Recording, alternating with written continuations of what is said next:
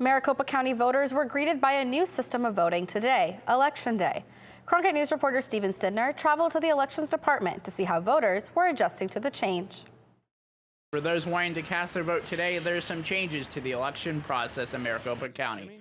First, all voters were mailed their ballots for today's election. I want folks to make sure that they make their selection on the ballots, sign that outside envelope because that's how we verify your identity, and then bring it on into one of our 27 ballot centers. Second, replacing more than 700 smaller polling locations with those 27 ballot centers. Maricopa County residents traveled to those ballot centers to drop off their ballot, walk in, and fill one out. I had read that I could come to this location and vote, and I crossed my finger I had read it right, or else I was going to go hop the train back over to my P.O. box and pick up my ballot. Joseph Risha was able to vote despite the fact he didn't have his ballot with him. They printed one and he filled it out.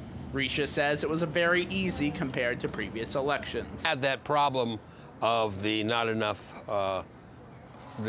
locations. I got caught in that. Fortunately, where I was at, I didn't have to wait so many extra hours like people did, but it was a long wait. That's the exact problem that Fontes is trying to prevent. The great majority of voters in Maricopa County do vote by mail. And in jurisdictional elections like this, the number of people actually showing up to the polls has diminished from something, in 2013 it was less than 5%, and in 2015 it was less than 3%. Even though it's a jurisdictional election, Risha wouldn't miss it. Issues are really important. In this case, I'm voting for school bonds for the district that I live in. I think that's really valid.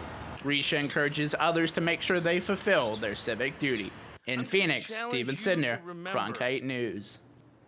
You still have a little time left to get in your vote. Ballot centers close tonight at 7.